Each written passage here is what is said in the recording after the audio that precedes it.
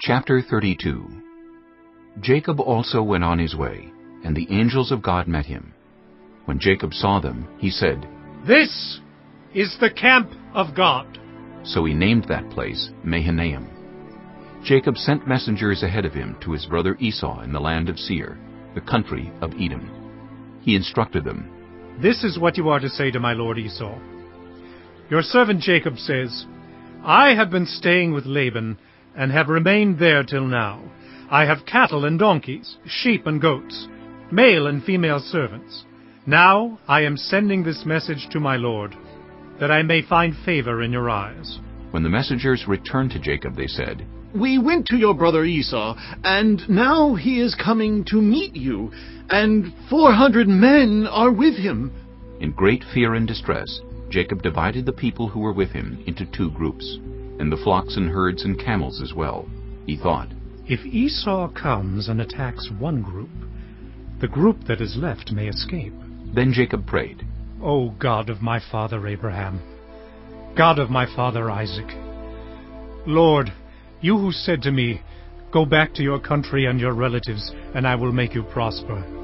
I am unworthy of all the kindness and faithfulness you have shown your servant. I had only my staff when I crossed this Jordan, but now I have become 2 camps. Save me, I pray, from the hand of my brother Esau, for I am afraid he will come and attack me, and also the mothers with their children. But you have said, I will surely make you prosper, and will make your descendants like the sand of the sea, which cannot be counted." He spent the night there, and from what he had with him he selected a gift for his brother Esau: 200 female goats and 20 male goats, 200 ewes and 20 rams, 30 female camels with their young, 40 cows and 10 bulls, and 20 female donkeys and 10 male donkeys.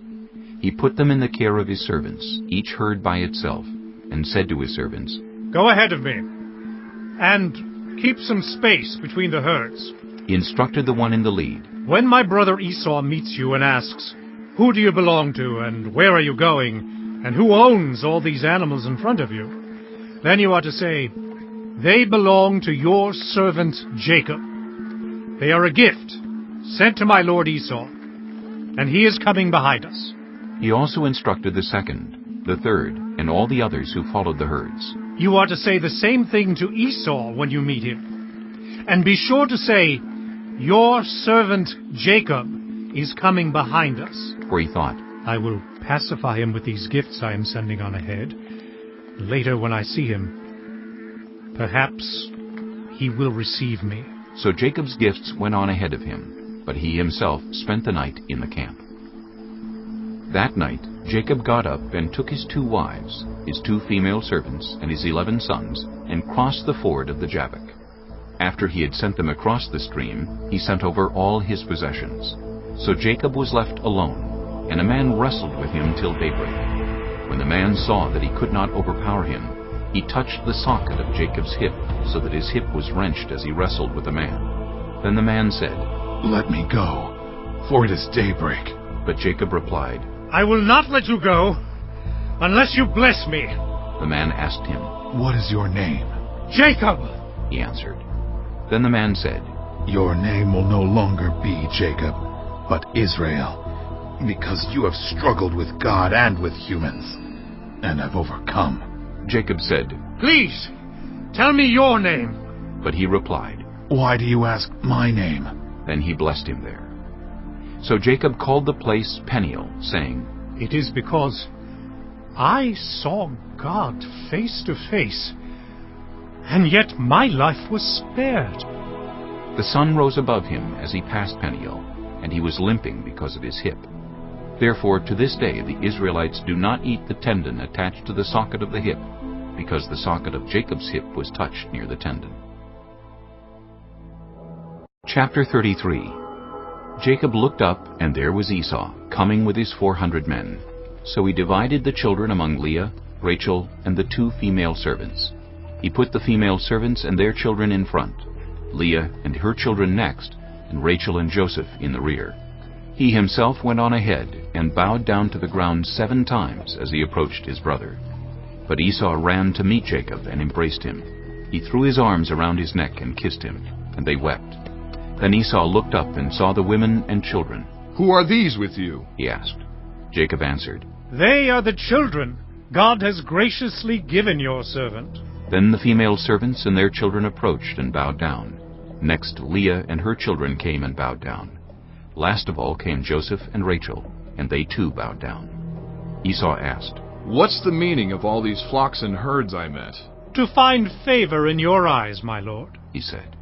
But Esau said, "I already have plenty, my brother. Keep what you have for yourself." No, please. said Jacob. If I have found favor in your eyes, accept this gift from me. For to see your face is like seeing the face of God, now that you have received me favorably. Please accept the present that was brought to you. For God has been gracious to me, and I have all I need. And because Jacob insisted, Esau accepted it. Then Esau said, "Let us be on our way. I'll accompany you." But Jacob said to him, My lord knows that the children are tender, and that I must care for the ewes and cows that are nursing their young. If they are driven hard just one day, all the animals will die.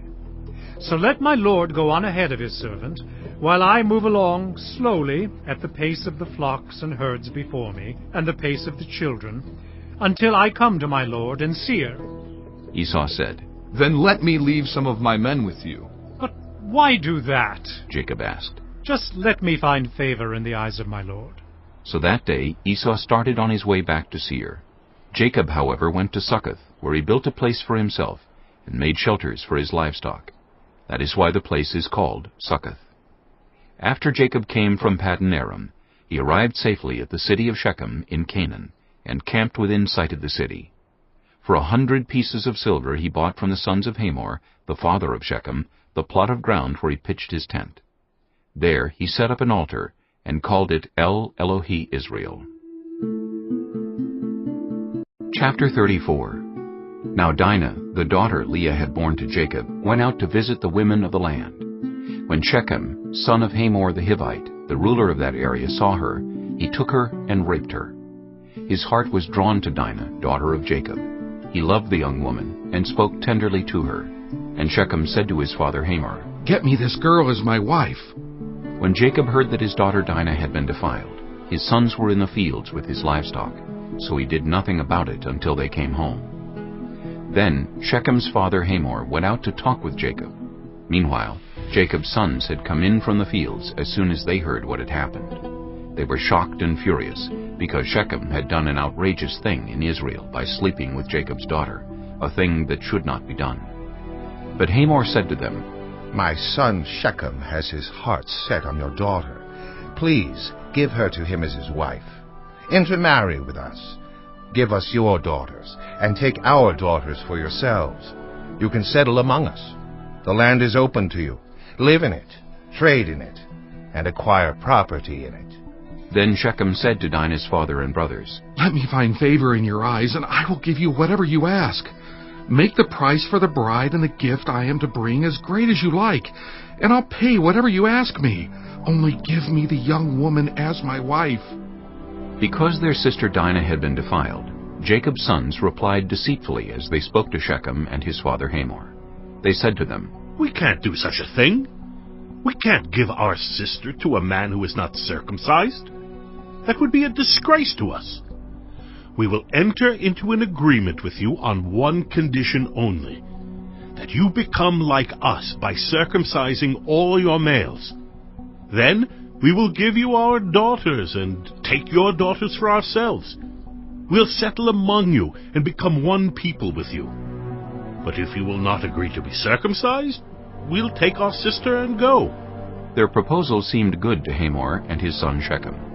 The young man, who was the most honored of all his father's family, lost no time in doing what they said, because he was delighted with Jacob's daughter. So Hamor and his son Shechem went to the gate of their city to speak to the men of their city. These men are friendly toward us, They said, Let them live in our land and trade in it. The land has plenty of room for them.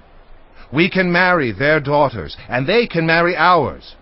But the men will agree to live with us as one people only on the condition that our males be circumcised, as they themselves are. Won't their livestock, their property, and all their other animals become ours? So let us agree to their terms, and they will settle among us." All the men who went out of the city gate agreed with Hamor and his son Shechem, and every male in the city was circumcised. 3 days later, while all of them were still in pain, 2 of Jacob's sons, Simeon and Levi, Dinah's brothers, took their swords and attacked the unsuspecting city, killing every male. They put Hamor and his son Shechem to the sword, and took Dinah from Shechem's house and left. The sons of Jacob came upon the dead bodies and looted the city where their sister had been defiled. They seized their flocks and herds and donkeys and everything else of theirs in the city and out in the fields. They carried off all their wealth and all their women and children, taking as plunder everything in the houses. Then Jacob said to Simeon and Levi, "You have brought trouble on me by making me obnoxious to the Canaanites and Perizzites, the people living in this land. We are few in number, and if they join forces against me and attack me, I and my household will be destroyed." But they replied, "Should he have treated our sister like a prostitute?